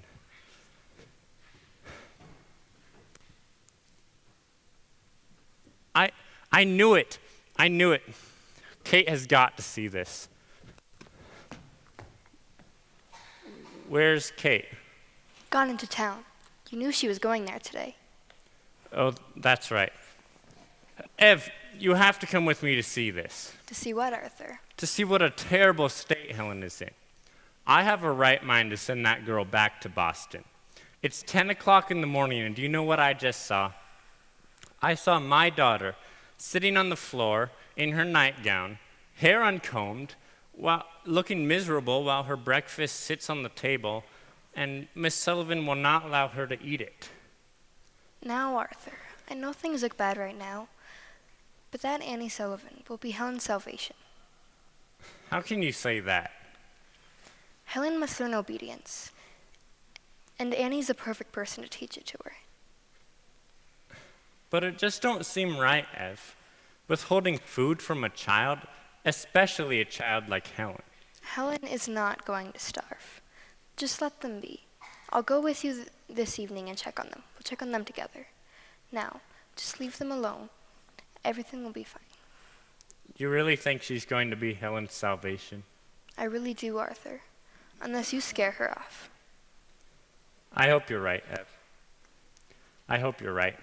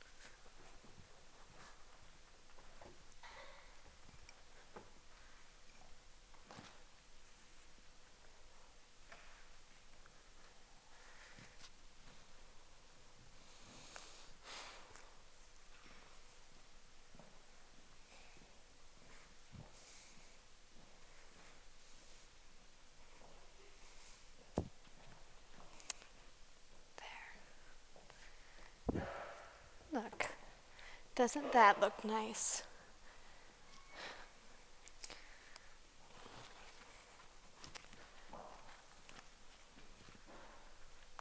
There.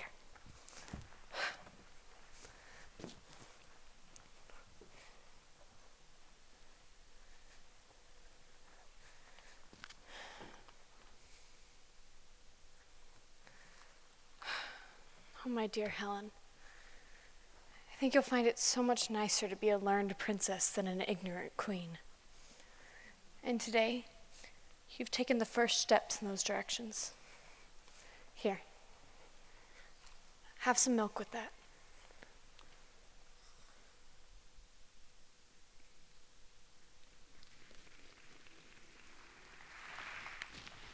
So, I went into that little house this morning, and there was Helen, sitting all nice and pretty on the floor, just stringing a sewing card, not running around. Not breaking things? Not screaming, nor terrible fussing. How long has she been this way? For about 2 weeks now. Ever since you left to care for your mother, she's been a different child. Sure is a wonder. How long are Annie and Helen going to stay in that house? Only another week. Captain's very firm about it. He says it's served its purpose and 3 weeks is long enough. Meantime, he makes Miss Sullivan give him regular reports on her progress. I hear someone coming. We'd best move to the kitchen. By the way, Rose, have you milked the cows? The cows! Oh, Rose. She's making progress, but it is slow. I made a list of all the things that she can sign. These are all the words she recognizes. This is good progress, Annie. I count 21 words here. So she understands all of these. No, she recognizes them, but she doesn't understand them yet. To her, they're just amusing finger patterns. But surely that's close to the same thing. But it's not real language. To her, these are just little finger games. She doesn't understand that these are so much more. That they're words, names for things. And that everything has a name. When she understands that, her whole world will open up. But she doesn't understand it yet. Well, how do you teach her that? I'm not sure. Dr. Howe had the same problem with Laura Bridgman. It seems that she just gradually grasped the concept. But his notes say very little as to how he helped move along the process. You know, I'm not quite sure Helen's that far from grasping the concept. Before you came, she had over 60 different signs for things. That's kind of like words. And for a while she kept saying one word. Yes, Wawa for water. I had forgotten about that. You keep at it, Miss Sullivan. Helen will catch on soon, I'm sure. I hope so.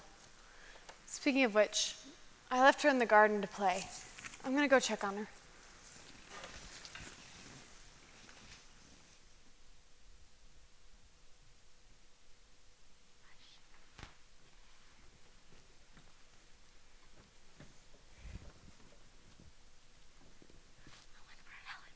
Rose? Have you seen Helen?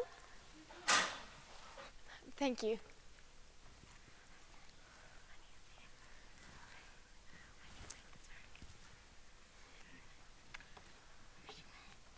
Now, where's she hiding?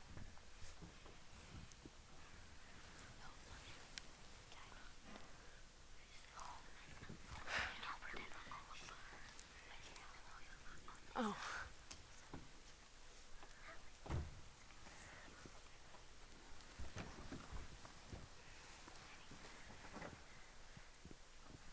One, two, three, 4, 2, 3.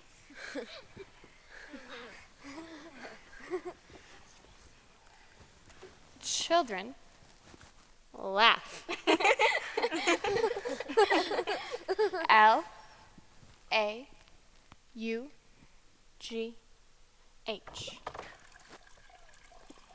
Laugh. Come on, children. Let's teach Helen a game. See, Helen's a very special girl, and she needs our help to teach her. So we can make out a game out of all the things she can feel and touch. And if you play, she'll learn. But Annie, how can we teach Helen if she can't touch or feel, or touch or see anything? Well, she may not be able to see or hear like you and I can, but she can feel and touch.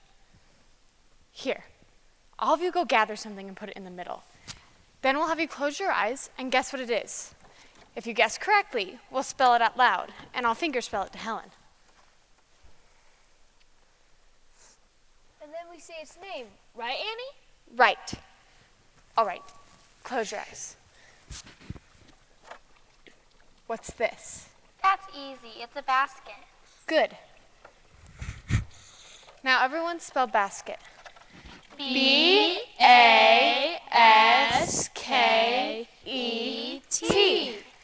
Basket. Good. All right, close your eyes again. What's this? It's a flower. Good. Here, Helen. Now spell flower. F-L-O-W-E-R.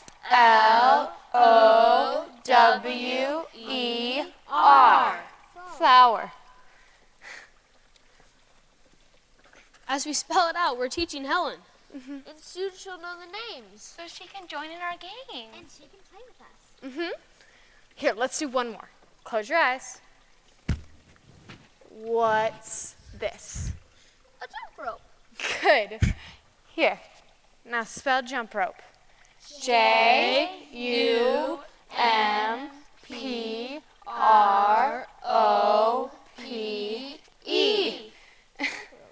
Good. This is so much fun. I'm so proud of you children for helping me. Look how far she's come. She's learned a lot. Wow. And now she can join in our games. And we can play the games together. This is so much fun. Come on, let's go tell the others.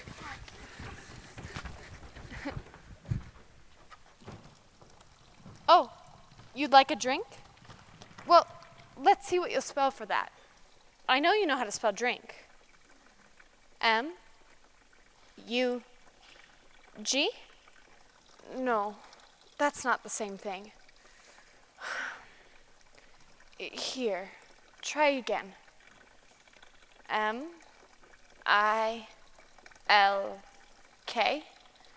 No, that's so close though.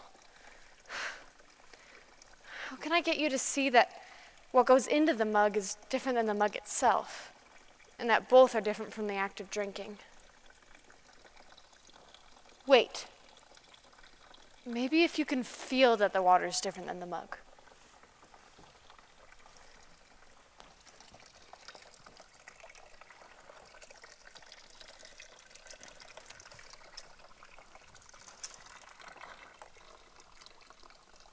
Mug. M-U-G. Mug.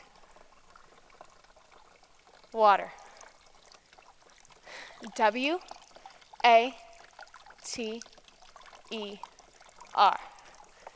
Water. Water.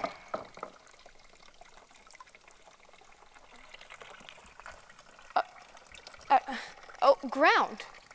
G-R-O-U-N-D. Ground.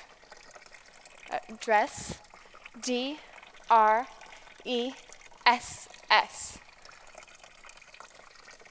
Leaf. L-E-A-F. Leaf.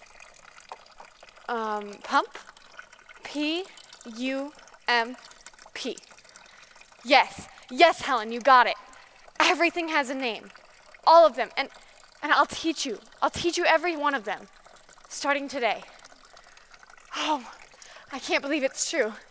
I knew one day we'd reach into your mind. Now we've freed your spirit. And you can see the world in a whole new light. We can journey with a new hope. And we don't have to be afraid. Because whatever we see, it'll be a joyous sight. What's my name?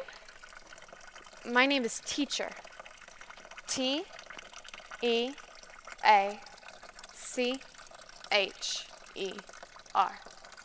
Teacher.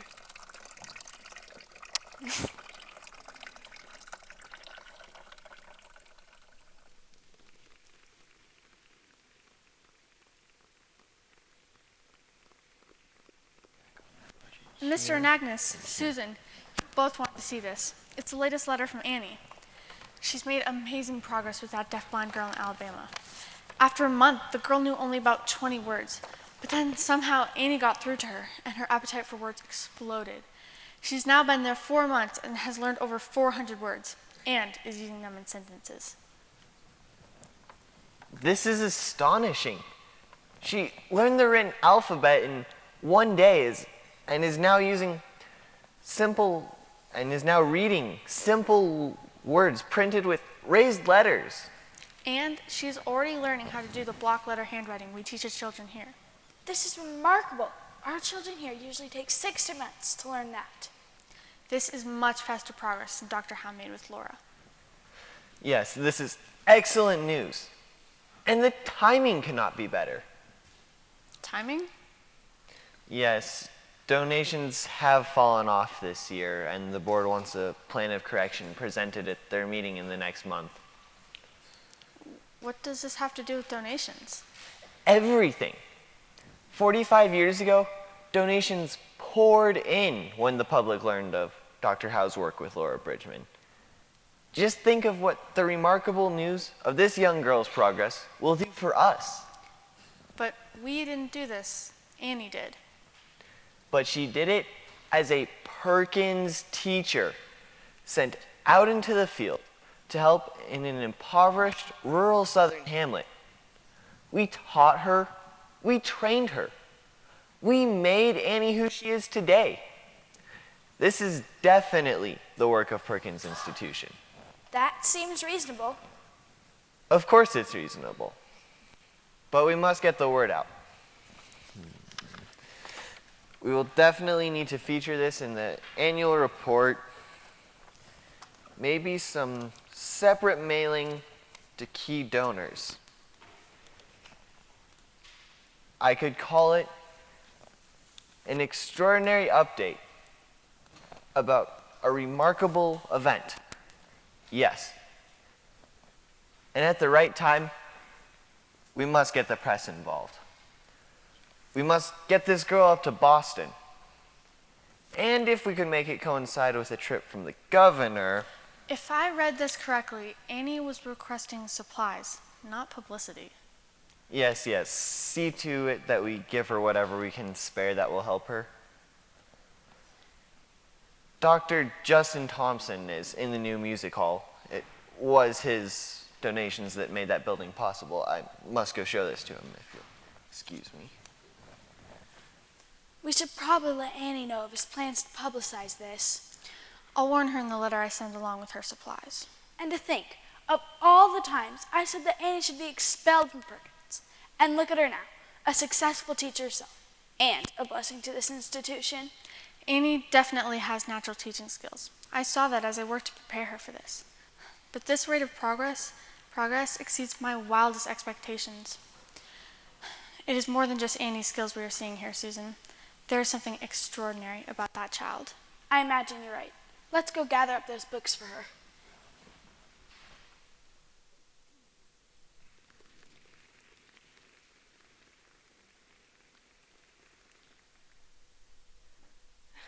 The sway of the trees and the curves of their leaves are beautiful and teach us many things.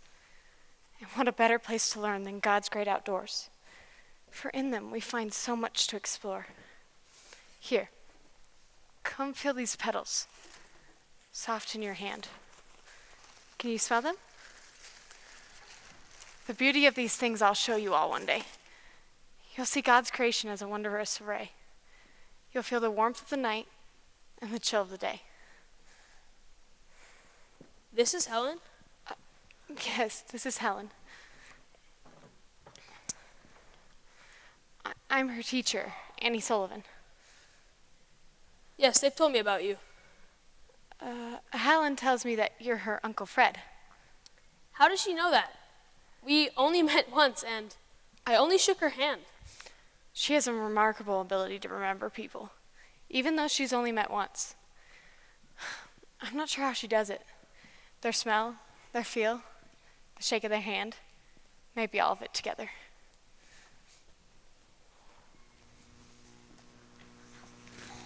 Fred, when did you get here? I'm so glad you came down for a visit. Oh, Fred, this is Miss. Yes, we've met. Well, come inside, Fred. I'll go get you some tea. Annie, would you like to join us? Maybe later. There's still a few things I'd like to show Helen.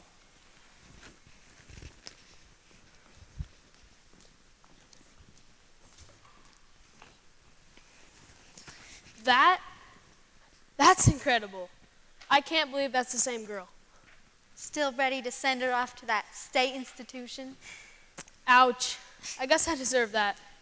Boy, was I wrong. Look, this is some of her writing.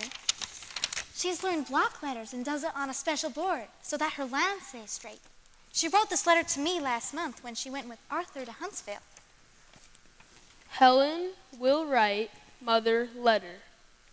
Papa did give Helen medicine. Conductor did punch ticket. Papa did give Helen drink of water in car. She's using words like conductor and medicine. That was just her first letter. She's already much better than this now. I mean, we got your letters, but to be honest, I thought you were just exaggerating. Yeah. Wait till I tell Mother. Oh, their birthdays are coming up again in a month. She is welcome back. Well, at any rate, I'll have to ask her first. Tell her we'd love to have her come. Oh, I've gotten completely sidetracked from why I came. I hope I didn't keep Frank and Arthur waiting. I believe they're around the barn with the dogs. Nice meeting you, Miss Sullivan. Remarkable. Well, you have made a believer out of Fred. I believe it's Helen that's made us all believers. But you were the one who opened up Helen's doors. I think that's the thing I find the most remarkable. How to do this just came so naturally to me. She's doing so well now. I think she'd even startle Dr. Howe. I believe she can do it. Her attitude's really tame now, and she has the will to. With God at our side, we can do anything, even Helen.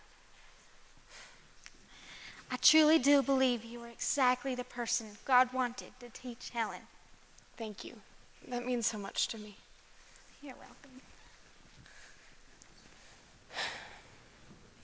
Oh, Arthur, I thought you were going hunting with Fred and Frank.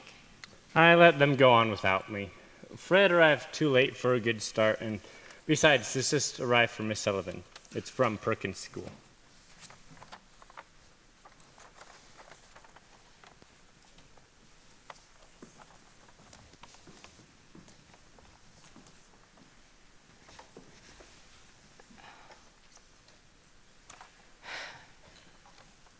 Mr. Nagnus, the director of Perkins, wants me to write an article about Helen to go into the annual report.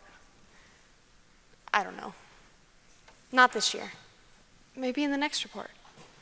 But an article about Helen would be wonderful. No, you don't understand. Helen is already quite a topic in Boston. This report gets sent throughout the whole country. The publicity would become extremely intense and distracting. She is only 7 years old. Her education's just beginning. To whom is this report sent? Benefactors, potential donors, parents, teachers, doctors. If only one of the doctors we had taken Helen to had been aware of something like this. We had to find out through a 40-year-old travel book. I'm just thinking of all the other parents who have children like Helen. She can't be the only one. No. I've heard there's a deafblind girl being taught in Baltimore. And what of those who don't get help because they and their doctors don't know that help is possible? What if they're fixing to send their child off to be locked away in some institution? In an institution? That's what we might have done with Helen if you hadn't come. No. No child like Helen belongs in a place like Tewksbury. Tewksbury? It's a state institution in Boston. I've heard it's awful on the inside. You're right. I have to write that article about Helen. And we should be able to shield Helen from the publicity. I hope so. Speaking of which, there were still a few things I wanted to show her before the end of the day.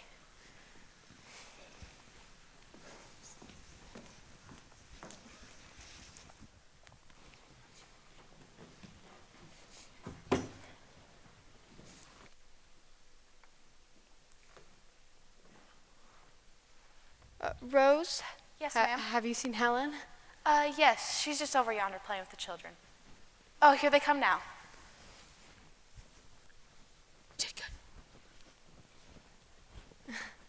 Henry, I heard you learned the finger spelling so you could speak with Helen. Yes, ma'am.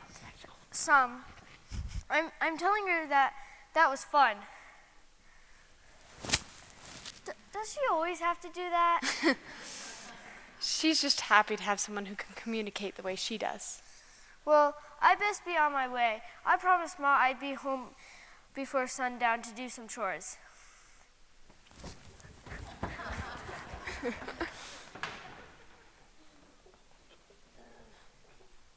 Did you have a good day?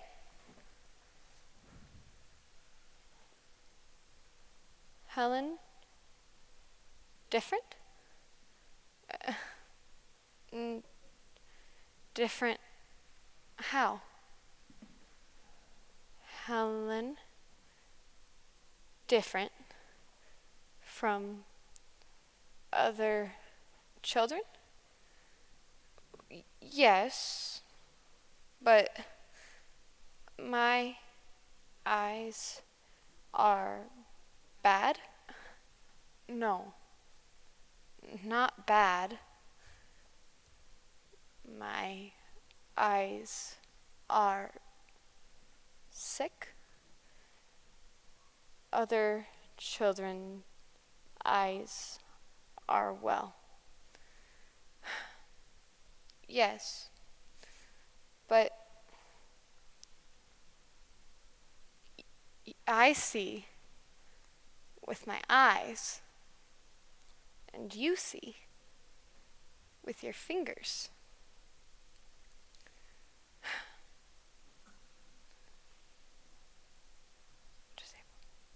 Why? How do I say this?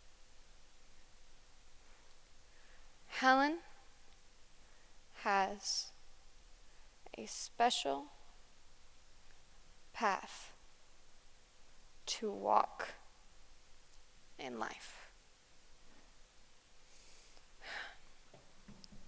There's a special path for a chosen few, and it's the path for Helen. While others walk in the light, you walk in silent darkness.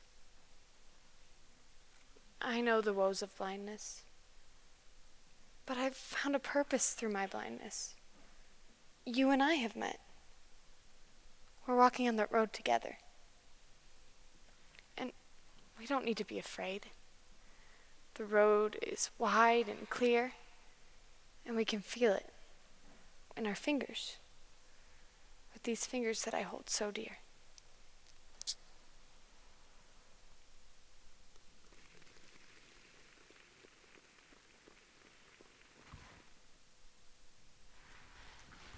Hey, Shoo, you chillin', do your running outside. I'll let you know when the party's starting. Rose? Rose, you in the kitchen? Yes. Help me put the sign up. Gosh dang it. Now, you got the tea made and ready to drink? Yes. Are all the dishes washed and ready to use? Yes, I did most of that yesterday. Can you grab that sign over there, please? Yes. Thank you. The guest house is all aired out and ready for Mrs. Keller's mother? Yes. I did most of that yesterday, too. And Rose, the cows have been milked? The cows! What am I going to do with her? Thank you, Vinny. This is looking very nice. Thank you, ma'am. Has my mother arrived? No, ma'am. I haven't seen her or your brother.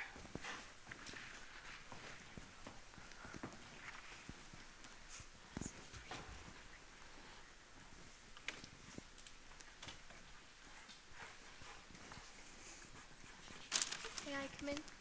Of course. Thank you. How are the preparations coming? Very well. Please, sit down. I'm hoping this party will go better than last year's. Oh, you know it will. Helen is such a different child now. I'm telling you, God has a special plan for that child. I used to hope that, but now I believe it. The Lord be praised. Has the fun started yet? I was hoping to see Fred get frosted and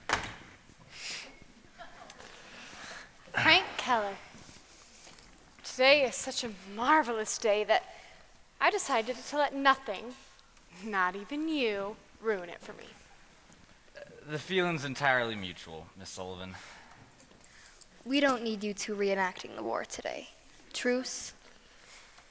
Truce. Truce. All right.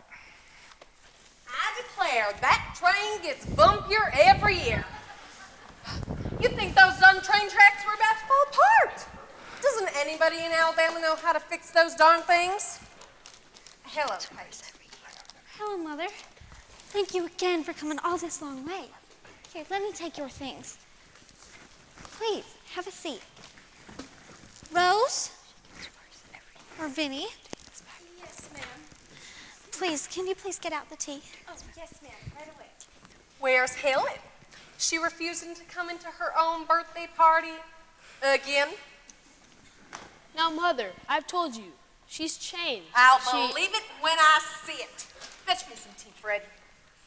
I'll go get Helen and the other children. Hey, Vinny, the cake is looking very nice. Is that Yankee teacher you brought in for Helen? Yes, Mother. Well, you might have introduced me. Mother,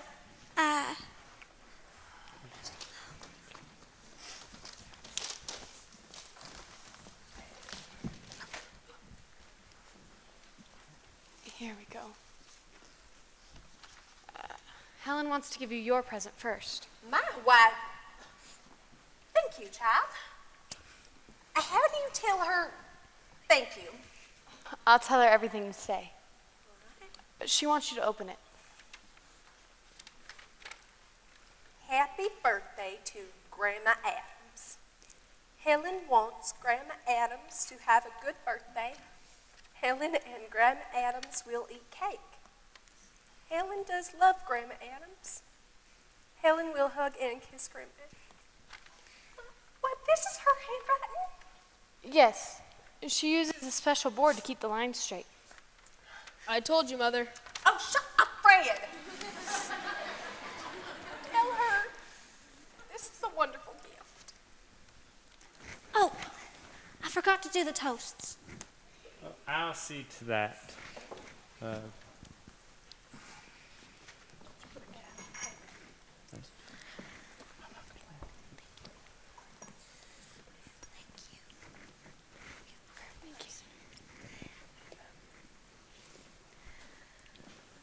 To Mrs. Adams, may this year bring you many unexpected joys.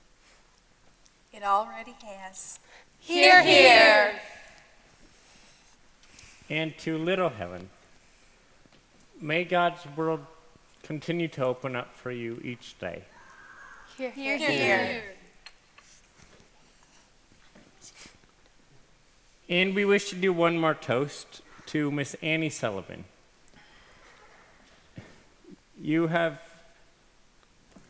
You've brought to us. You have brought to us our true Helen. We thank God every day for you. May He greatly bless all your endeavors. Hear, hear. Hear, hear. Truly, the blessing's been all mine. No, it's not all yours. Now, will someone please tell that child I'm getting tired of waiting for the hug and kiss she promised me in that letter?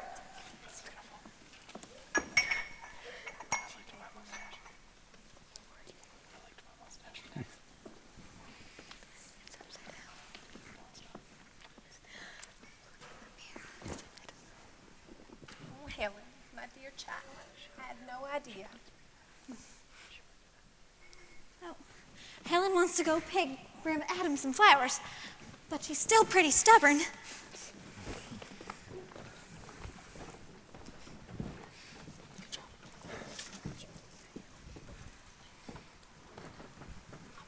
My dear Helen, what will become of you? Once you only seemed broken, damaged, deaf and blind. I could not not see your spirit. But now the gates have opened, and you are leaping in. What a bright chapter we may now begin. Look at this miracle. This was surely God's intent. Hear her happy laughter. Music that was heaven sent. What will become of her? And who knows where her road will go? Each day our wonder grows. We thank God for Annie Sullivan who opened Helen's doors. You're my favorite.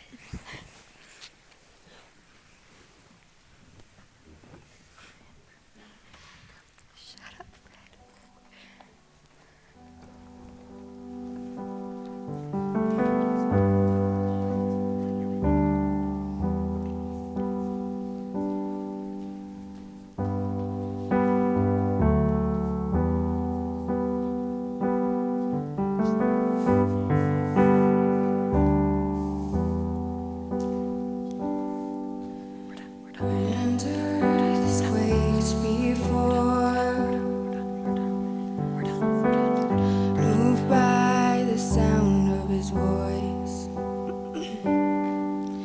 Seas that are shaken and stirred can be calmed and broken for my regard. Through it all, my eyes are on you. Through it all, it is well. Through it all, my eyes are on you, and it is well with me.